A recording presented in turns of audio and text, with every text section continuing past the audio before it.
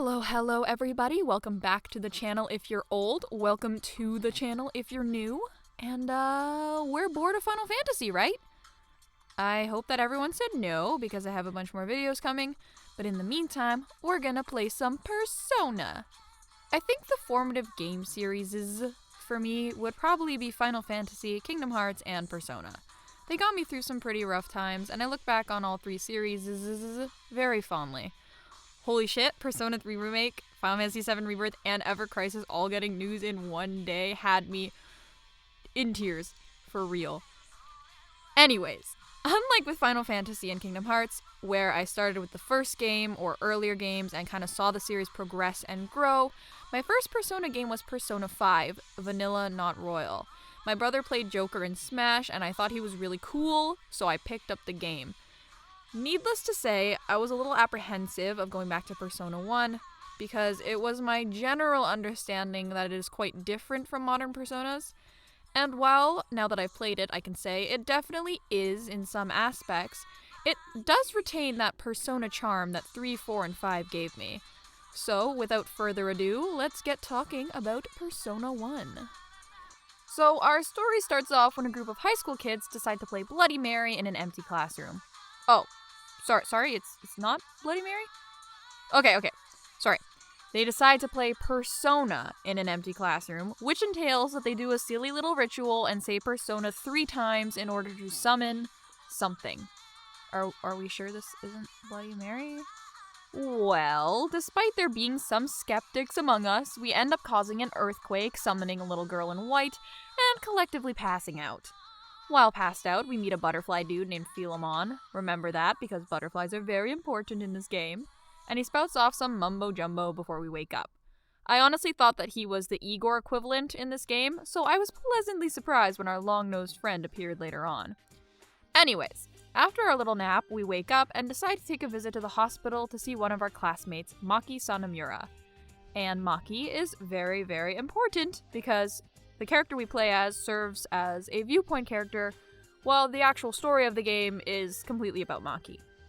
While visiting her, a strange earthquake occurs, and we wake up in a perverted version of the town we knew. There are these demons everywhere, the town is distorted from what we remember, and suddenly we're able to call on these strange powers called Personas. We make our way through the hospital, trying to get back to the school, and on our way, we see Philemon again. He warns us, the player, that we will be faced with choices throughout the game, and that these choices will have an effect and are our responsibility.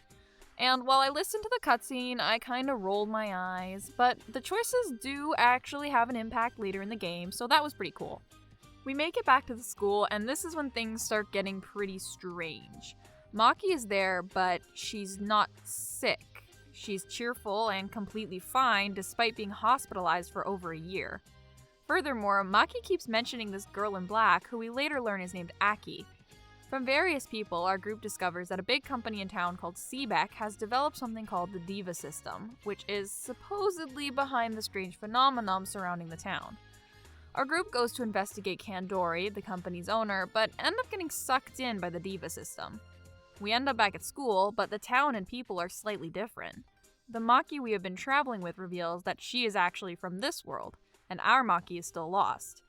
We decide our earlier plan of going after Kandori is as good of a plan as ever, so we make it to the east side of town where Kandori is said to live.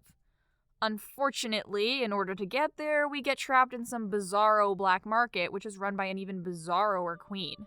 The queen turns out to be Chisato, one of Maki's best friends. Chisato is really jealous of Maki because she was worried that Yosuke, her boyfriend, loved Maki more, and that Maki was a better artist than her. So, when she was offered essentially whatever she wanted in exchange for a few moles from a magic mirror, she gladly takes Aki, the girl in black, up on the offer. We save Chisato, and we learn that her and Yosuke are real people from our world, not residents of the second world like everyone else. But we're not really sure why. In order to unlock Kandori's castle, we need a key located in the Lost Wood, safeguarded by the girl in white, Mei. It is at this point that our characters acknowledge that Aki, Maki, and Mei look really, really similar, right down to having the same mole on their chins. And I really have to ask how no one commented on the fact that they looked identical up until just now. because it was one of the first things I noticed while playing, and one of the characters is really pushed to be very observant, so I'm surprised he didn't notice that right away. Anyways, Mei was the one who summoned all the demons with her compact, but she wasn't able to fix anything because Aki split from her and joined Kandori, so anytime she wished to fix things, Aki would cancel her wishes out. Classic good twin, evil twin.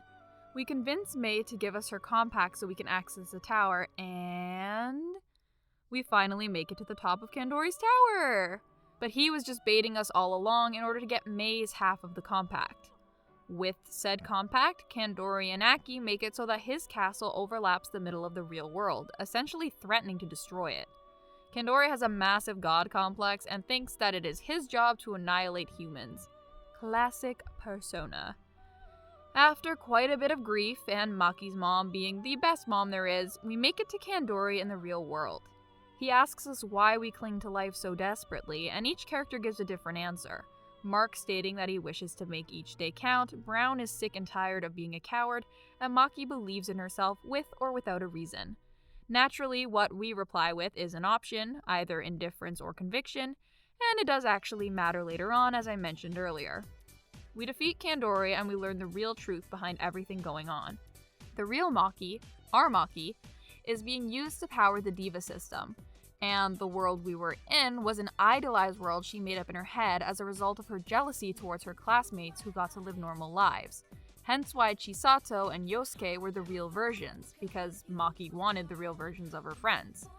The Maki we were traveling with was her idolized self, who I am going to be calling Shadow Maki from now on, and Mei and Aki were also fragments of Maki, parts of her, hence why they all look identical. Shadow Maki doesn't take the news that she's the one causing everyone's suffering very well. She leaves us all behind and hides in the Lost Woods. With the help of Mei, her mom, and the power of friendship, not to mention Nanjo's pep talk of the century, we're able to help Shadow Maki out of her depression, and we seek out a way to find Pandora, the protector of the Diva system at the heart of the world. In order to do so, we need all three of Maki's compacts. We have two already, from Shadow Maki and Mei, but we need the third from the real Maki who lies at the bottom of the Alea Shrine. Another character at the bottom of the shrine is the protagonist himself, and this is where those choices I mentioned earlier comes in. If you made the correct choices, essentially the morally correct ones like saving the woman at the hospital, saving the old man at the top of the Seebeck building, etc., etc., you receive the Rosetta Stone, an item that allows you to fuse Naorin's ultimate persona. I got mine, fortunately, because I did end up using him to beat Pandora. We acquire the compact from the real Maki, and this part was probably my favorite part of the game because seeing Shadow Maki reassure her real self in the same way we reassured her in the Lost Woods is such a beautiful testament to how kindness carries forward. Those kind words that, you give to your friends are carried on to someone else. And having people that believe in you unconditionally is something rare and precious. With all three compacts, we're able to enter the final dungeon and take on Pandora, who is another fragment of Maki, grotesque as it may be. With Pandora gone, Maki's able to correct everything, sending all of us home to the real world. The strange Demon Town events are mostly forgotten by the general public, and our characters all move on to be happy and well-functioning adults. Except Naorin, because he's our silent protagonist, so he's left up to player interpretation. For a good amount of the game, I thought the characters generally weren't really well developed, at least not in the same way that characters in later Persona games are. They all generally followed an archetype. Obviously, Naorin was meant to be me, the player, so he didn't have a personality. Maki's exempt because the game is about her. Nanjo was the arrogant, snobby, smart guy, Mark was the delinquent with the heart of gold, and Brown was the try-hard, cool guy who was actually a bit of a coward. As I played through the game more, it wasn't that the characters were underdeveloped, it was just that because there was such a heavy focus on combat in this game, and very few cutscenes focusing on characters other than Maki, you had to go out of your way to learn about them. Essentially, every time you went into a room and your characters spread out, just take the extra minute to talk to them instead of skipping through it. I learned a lot about the characters that way and grew to love them each. Hands down, my favorite little tidbit I learned was about how Brown got the nickname Brown because he crapped his pants in junior high. That got a solid chuckle out of me. I was thinking about that a couple hours later. The only other really relevant note about the characters is the fifth party option. So the first 2 arcs of the game are essentially test runs of each character. We get to use our main 4, and then we also get to try out Brown, Yukino, Ayase, and Ellie. Reiji is also there. Unfortunately, I thought this game would give you all the party members and you were free to pick and choose who you want to use outside of the protagonist. What does that sound like? But I found out later on, after already having Brown, unfortunately, that you can pick your 5th party member. First option is Brown. If you turn him down, you can get Ellie or Ayase, and if you turn all of them down and have completed the necessary prerequisites, you can get Reiji. I don't think I have it in me to replay the game 4 separate times to see everyone's reactions, so if anyone has done one of the other people besides Brown and has a reason why they like the most, then feel free to comment down below. I think I might replay the game just to do the Snow Queen quest because I'm about that completionist life, and also apparently there's Yukino content. But that will probably be a later video if/when I decide to revisit Persona. Anyways, that was a really long side tangent, so let's try to refocus a little here. Maki. Maki is the most developed character because the game is about her. So I wanted to talk about some of the symbolism surrounding Maki and my interpretation of it. The 2 most symbolic items in this game would be mirrors and butterflies. Mirrors are essentially the access points into all key areas in the game between Maki's compacts, the mirror in the black market that Chisato was using, the mirror that Kandori uses to get back to the real world, the mirror that Maki uses to get back to her world, and the mirror in the library that leads to Pandora's lair. Butterflies can also be seen all over the place as well, between Philemon's mask, the Alea shrine where Maki was located, Pandora's final form, and even in lyrics such as the main overworld theme, Let the Butterflies Spread Until the Dawn. So, mirrors felt pretty obvious to me. The whole of their town is a reflection of Maki's innermost desires. Each character we meet is a reflection of Maki herself, or a reflection of how she sees the person. Even Shadow Maki herself was a reflection of the real Maki. Butterflies, on the other hand, actually stumped me for a little bit. When I first entered the second world, I thought the butterflies pertained to the butterfly effect and how there are infinite possibilities on how the world can turn out, especially with the emphasis Philemon put on how much our choices matter. Subsequently, I thought the town we were in was an alternate timeline and that the story was heading in the time travel shenanigans direction. However, upon playing the story a little longer and realizing the truth behind Maki's situation, I realized that the butterflies were in reference to transformation or rebirth. Google also says they represent freedom, which makes a lot of sense as well. But yeah, back to the first 2, transformation or rebirth, that makes a lot of sense, considering the entire story is about helping Maki work through her jealousy and hatred and to accept that she has people that love her and care about her. Pandora's butterfly form being birthed from the gross Maki boss and it being the last stop between Maki's rebirth and subsequently her freedom from not only her idealized world but her illness in the real world, finalizes Maki's transformation, or rebirth, into the happy, successful artist we see at the end of the game. And my girl deserves it. And with that, it brings us to the main event of Persona 1, the combat. For me, combat is reminiscent of Final Fantasy Tactics, just without the moving of our characters. Our characters each have their own type of weapon, gun, and persona. Each action has a certain range in which it is able to hit, and you get to set your characters up on a kind of grid-like system in such a way to optimize said abilities that each character has. Every character in this game is a wild card and has the ability to hold up to 3 personas. So really, your only limitation on that is that each character has an arcana of persona that they work the best with, and thus SP costs are lower and they're more efficient. For example, Naureen works best with the Emperor arcana. Outside of the actual combat, you're also able to contact demons in order to negotiate with them. Negotiations lead to spell cards, which give you the ability to fuse new personas. Each of our characters has 4 different prompts each. For example, non-Joes are Pontificate, Condescend, Sarcasm, and Bribe. Demons have different personalities, and those different prompts will get them into one of 4 moods: anger, afraid, eager, or happy. The 2 you wanted were either scared or eager, because scared means they run away, and eager means you get an item or a spell card. At first, I struggled with the contact system a lot, but then I started keeping track of what prompts worked with what personalities, and I got really, really good at negotiating, to the point where I was barely actually fighting throughout dungeons, which was great, except you don't get any XP from negotiating outside of maybe the character who actually did the negotiating. As a result, my characters were pretty spread out by the end of the game. My main character and Maki were my highest level characters, and they were just hitting level 55 when Brown hit level 33.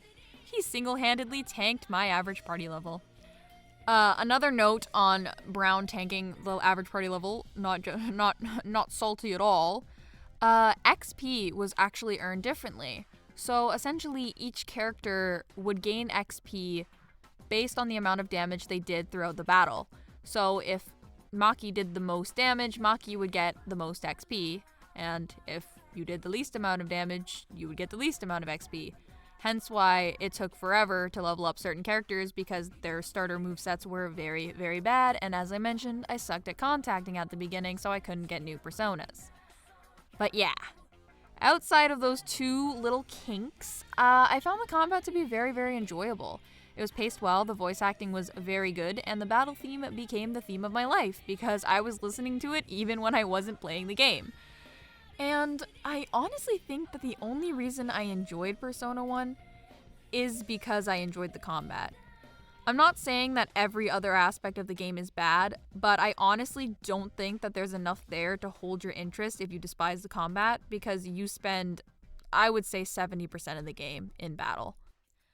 I mentioned the battle theme already, and that feels like a good enough segue to start talking about the music. As usual in Persona games, the music is really good. My two favorite tracks I've already mentioned are A Lone Prayer, the battle theme, and Let the Butterfly Spread Until the Dawn, the overworld theme. One of my favorite things that games do when they have lyrical pieces in them is give the player a glimpse, or even straight up spoil major segments of the game through the lyrics, but we just don't understand enough to make that connection until after the game is over, and we read the lyrics, which applies to both these pieces.